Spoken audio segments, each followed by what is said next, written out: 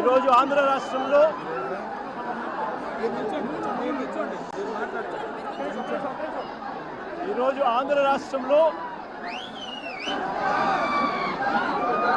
అభివృద్ధి సంక్షేమం అన్నది పూర్తిగా పక్కకు పోయి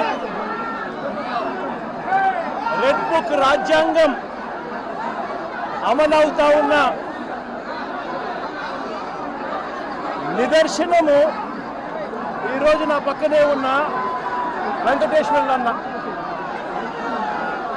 వెంకటేశ్వరులన్న కొడుకు నాగమల్లేశ్వరరావు ఈ గ్రామానికి ఉప సర్పంచ్.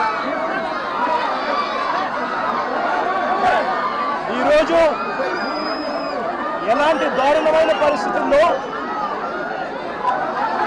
ఈరోజు అన్న ఇక్కడ నిల్చొని ఉన్నాడు, ఎలాంటి దారుణమైన పరిస్థితులు రాష్ట్రంలో ఉన్నాయి అన్నదానికి నిదర్శనం ఈ రోజున ఈ కార్యక్రమం.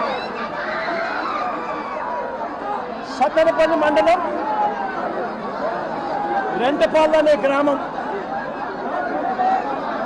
కోర్లకుంట వెంకటేశ్వర్ల అన్న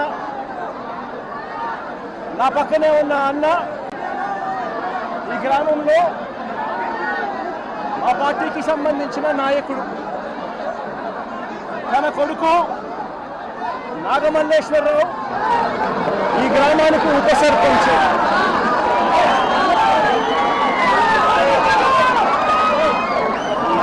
పోలింగ్ మొట్టమొదటి రోజు నుంచి రెడ్ బుక్ రాజ్యాంగం అమలులో తెలుగుదేశం పార్టీ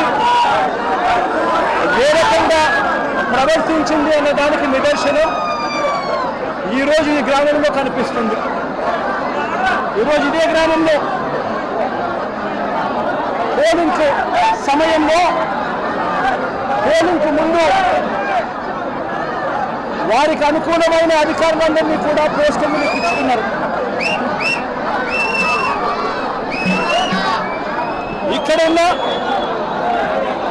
పోలింగ్ సమయంలో ఇక్కడ ఉన్న ఐజీ, ఎస్పీలు, సిఐలు అందరూ కూడా తెలుగుదేశం పార్టీని, కూటమిని గెలిపించడం కోసం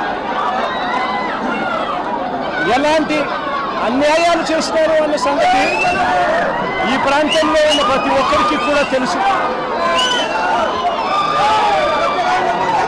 ఆ వారం నుంచి పరిస్థితి గమనిస్తే 2024 జూన్ 4వ తారీఖున అంటే కౌంటింగ్ రోజునే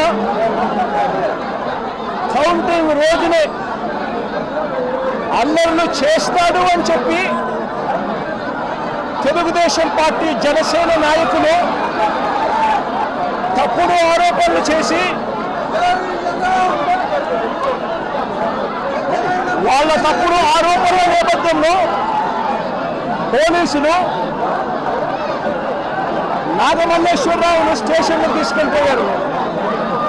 కౌంటింగ్ రోజునే నాగమల్లేశ్వరరావును స్టేషన్లో ఉంచారు. ఫలితాలు టీడీపీకి అనుకూలంగా వచ్చిన మరుక్షణమే నాగమల్లేశ్వరరావు సెల్లో వేశారు. టీడీపీకి అనుకూలంగా ఫలితాలు రావడం మొదలెట్టాక ఈ గ్రామంలో నాగమల్లేశ్వరరావు ఇంటిపై అంటే వెంకటేశ్వర ఇంటిపై తెలుగుదేశం, జనసేన కార్యకర్తలు రాళ్లు విసిరారు. నాగమల్లేశ్వరరావును స్టేషన్లో ఉంచారు. నాగమల్లేశ్వరరావును ఊర్లోకి వెళ్ళడానికి వీల్లేదు అని, ఊరు విడిచిపెట్టి పోవాలి అని, లేకపోతే రౌడీ షీట్ ఓపెన్ చేస్తామని సాక్షాత్తు సిఐ రాజేషే చెప్పాడు. రౌడీ షీట్ ఓపెన్ చేయడమే కాదు, కాల్చి చంపుతామని కూడా సాక్షాత్తు సిఐ రాజేష్ అనే వ్యక్తి బెదిరించడం కూడా జరిగింది. ఆశ్చర్యం ఏమిటంటే జూన్ 4వ తారీఖు కౌంటింగ్ మొదలైతే జూన్ 5వ తారీఖు రాత్రి దాకా నాగమల్లేశ్వరరావు సెల్లోనే ఉంచుకున్నారు, అవమానించారు, బెదిరించారు. ఆయన మీద చేయకూడని నేరాలన్నీ కూడా చేశారు.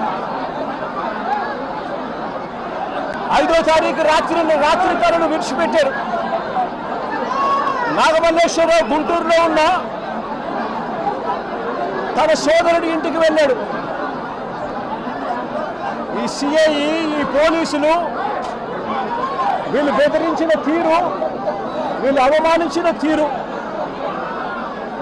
నాగమల్లేశ్వరరావు గుంటూరులో ఉన్న తన సోదరుని ఇంటికి వెళ్ళాడు.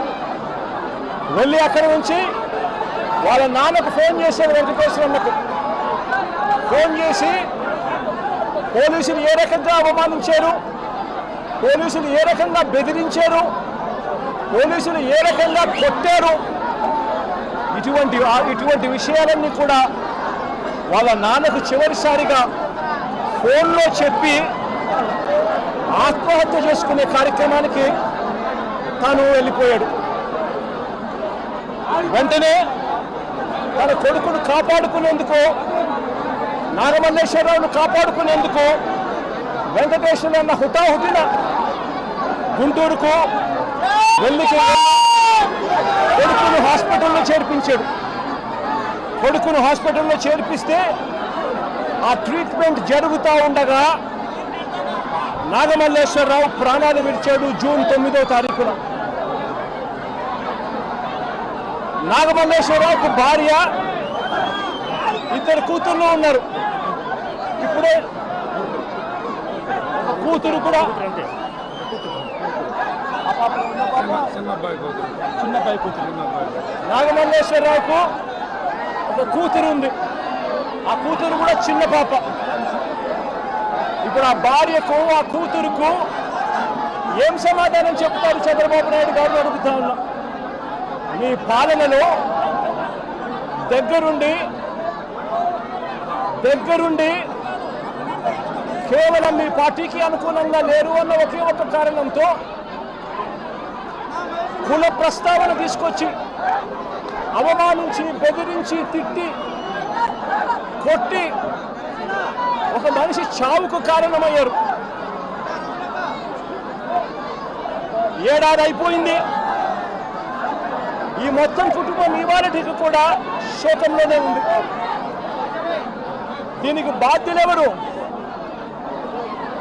వీరి ఇంటిపై రాళ్ళు విసిరి దాడి చేసిన వాళ్ళ మీద ఎంతమందిని అరెస్ట్ చేశారని అడుగుతా ఉన్నా, ఎంతమంది మీద కేసులు పెట్టారని అడుగుతా ఉన్నా, ఎంతమంది మీద శిక్ష విధించారని అడుగుతా ఉన్నా. కనీసం ఇంతగా వేధించి చంపిన ఆ సిఐ మీద ఎలాంటి యాక్షన్ తీసుకున్నారు అని చెప్పి చంద్రబాబు నాయుడు గారిని గట్టిగా నిలదీస్తూ ప్రశ్నిస్తా ఉన్నా.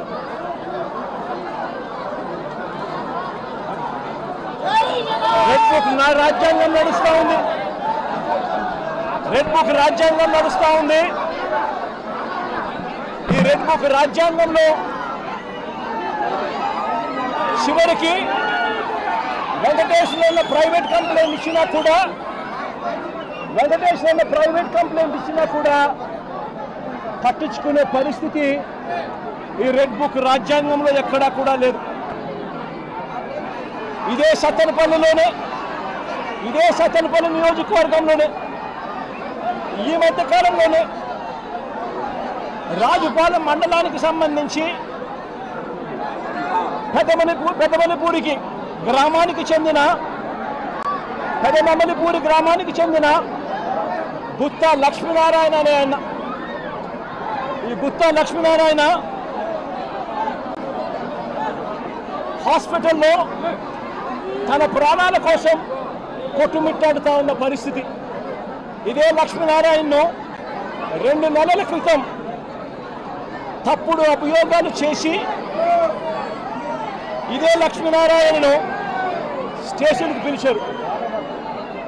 సిఐలు, ఎస్ఐలు ఇద్దరూ కూడా తప్పుడు ఆరోపణలు చేసి స్టేషన్కు పిలిచి లక్ష్మీనారాయణ సమాధానాలన్నీ కూడా గట్టిగా చెప్పిన నేపథ్యంలో ఆయన మీద ఎలాంటి ఆధారాలు లేని పరిస్థితుల్లో గత్యంతరంగా ఆయనను విడిచిపెట్టారు. మళ్ళీ 2 నెలల తర్వాత మళ్ళీ డిఎస్పీ పిలుస్తాడు. ఇదే లక్ష్మీనారాయణ పిలిచి డిఎస్పీ పేరు హనుమంతరావు,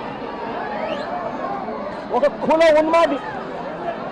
నేను అడుగుతా ఉన్నా ఇదే డిఎస్పీకి, పోలీస్ బట్టలు వేసుకుంటూ ఉన్నారా? న్యాయం ధర్మం కోసం మీరు నిలబడి ఉన్నారా? లేకపోతే న్యాయం ధర్మాన్ని చంపేయడం కోసం మీరు ఉన్నారా అని అడుగుతా ఉన్నా.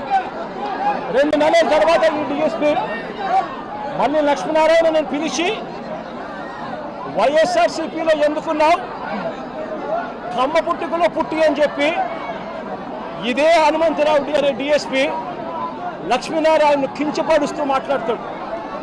కించపరుస్తూనే మాట్లాడటమే కాదు, అవమానించడము, బెదిరించడము,